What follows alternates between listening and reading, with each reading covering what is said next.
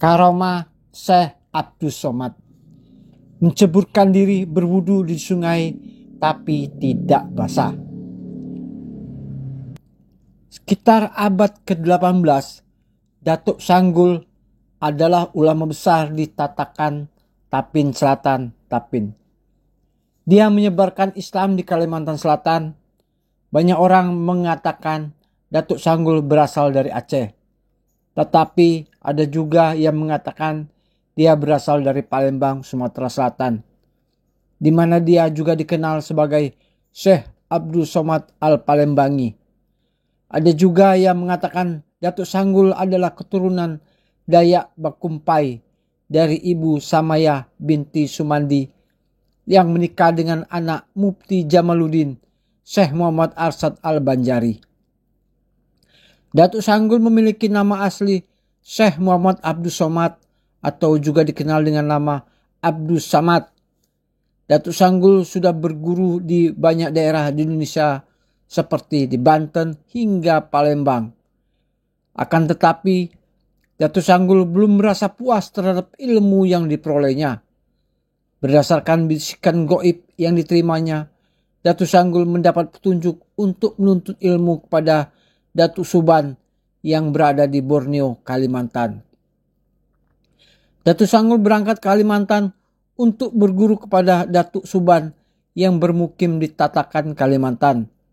Berawal dari mimpinya, setelah mendapat restu dari ibunya, dia berlayar ke Kalimantan melalui Selat Bangka Belitung dan kota Banjarmasin hingga tiba di Kampung Muning, Pantai Bangutayu, Tiwadak Gumpa, Rantau Tapin, Kalimantan Selatan pada tahun 1750. Setelah berguru ke beberapa ulama karismatik, dia kemudian berguru ke Datuk Suban di Tapin. Datuk Sanggul adalah satu-satunya murid yang dipercaya oleh Datuk Suban untuk menerima kitab yang terkenal dengan sebutan Kitab Barincong. Berkat mengamalkan ilmu yang dia peroleh baik dari guru ataupun dari kitab Barincong, Datuk Sanggul mendapatkan karomah dari Allah Subhanahu wa Ta'ala. Di antaranya, kalau sholat Jumat selalu di Masjid Al-Haram Mekah. Karena seringnya sholat Jumat di Masjidil Haram Mekah, maka Muhammad Abdus Somad pun dapat berkenalan dengan Syekh Muhammad Arsad Al-Banjari yang sedang menuntut ilmu di Tanah Suci Mekah. Disebutkan juga Syekh Muhammad Arsad Al-Banjari yang menjadi saksi pada warga Banjar jika Muhammad Abdus Somad setiap sholat Jumat di Masjidil Haram. Hal ini disampaikan Muhammad Arsad kepada warga Banjar setelah dia selesai menuntut ilmu di Mekah. Muhammad Arsad ingin menemui sahabat sekaligus gurunya di Tatakan, tetapi sayang, setelah sampai di Tatakan, Datuk Sanggul sudah berpulang ke rahmatullah. Sebelumnya pada waktu itu di kerajaan Banjar diterapkan syariat agama Islam, sehingga diwajibkan bagi warga laki-laki yang sudah akil balik atau sudah dewasa pada hari Jumat untuk melaksanakan sholat di masjid. Jika tidak melaksanakan kewajiban tersebut akan didenda. Karena setiap Jumat Abdus Somad selalu sholat di Masjidil Haram, maka setiap minggu dia harus membayar denda kepada kerajaan.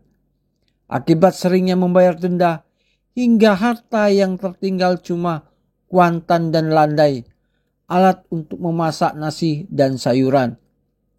Akhirnya setelah didesak oleh istrinya, karena tidak ada lagi barang yang bisa dipakai untuk membayar denda, dia berjanji untuk melaksanakan sholat Jumat di masjid kampungnya.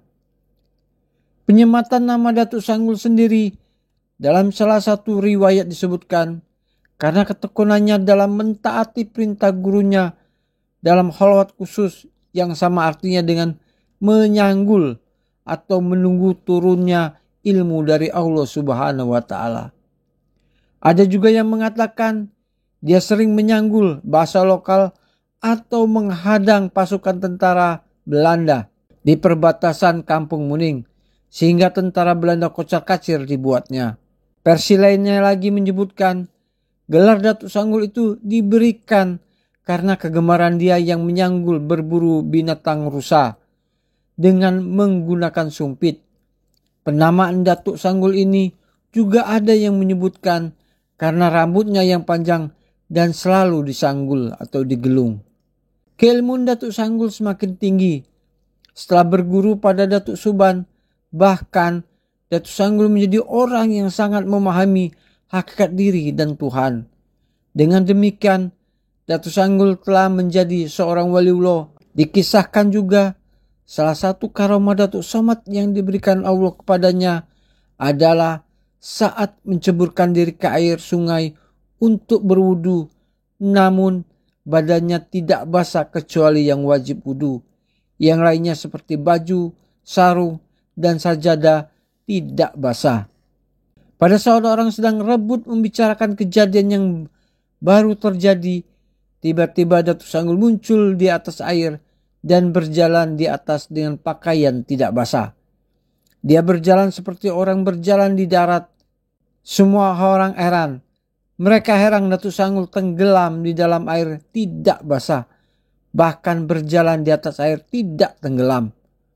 Pada saat orang terheran-heran itulah Bilal mengumandangkan suara azannya dan orang masuk ke dalam masjid.